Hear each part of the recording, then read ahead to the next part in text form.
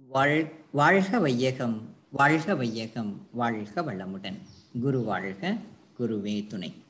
9 மையத்தவம் புரிவதால் விளையும் நன்மைகள் யாவை? வாழ்க வளமுடன். வாழ்க வளமுடன். உடல் நலமாக இருந்தால்தான் சாதனை புரிந்து இறை உணர்வு பெற முடியும். உடல் நலமாக இருக்க உடற்பயிற்சி, காயகல்ப பயிற்சி மட்டுமின்றி 9 மையத்தவமும் ஆற்ற வேண்டும். நம் உயிர் சக்தி உடல் முழுவதும் எல்லா பாகங்களிலும் சீராக பாய்ந்து ஓடினால்தான் உடல் நலமாக இருக்கும்.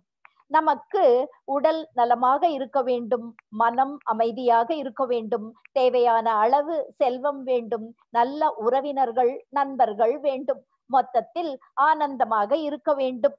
இவை எல்லாமே உடல் நலமாக இருந்தால்தான் கிட்டும்.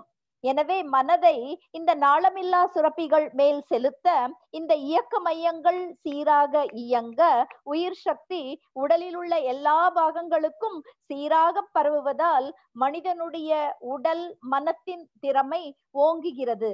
ஆகவே சமுதாயத்திலும் அனைவருடனும் ஒத்தும் உதவியும் அன்பும் கொண்டு வாழ முடியும். ஆன்மீகத்திலும் முன்னேறலாம். பல நன்மைகள் இத்தவத்தினால் கிட்டுகிறது. தவசக்தி மிகுதியை உடல் சக்தியாக மாற்றுகிறது. புலன்களுக்கு அப்பாலான அறிவு கிட்டுகிறது. பிறர் எண்ணத்தை அறிய முடிகிறது. சூக்ஷ்ம பயணம் செய்ய முடிகிறது. வீரமும் பயமின்மையும் உண்டாகின்றன. ஆகாசம் பற்றிய தெளிவான அறிவு கிடைக்கின்றது. பிராரப்த வினை நீங்குகிறது. பேரியக்க மண்டலம் பிரபஞ்சம் வரை மனம் விரிவடைகின்றது. இயற்கை ரகசியங்கள் தெரிய வரும். சஞ்சித வினை நீங்குகிறது.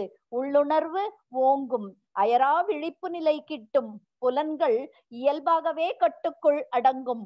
ஓர்மை சித்தியாகும். திரிகால ஞானம் உண்டாகும். நோய் எதிர்ப்பாற்றல் அதிகரிக்கும். உடலில் உயிரின் இயக்கம் சீராகும். தசைகள் தளர்வு பெற்று ஓய்வடைகின்றன.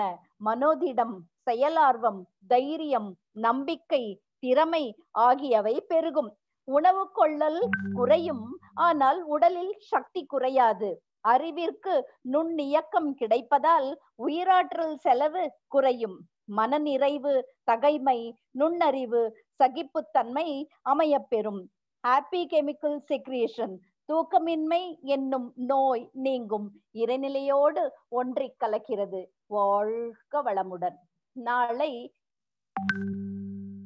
நித்யானந்த தவம் பற்றி பார்க்கலாம். வாழ்க வளமுடன்.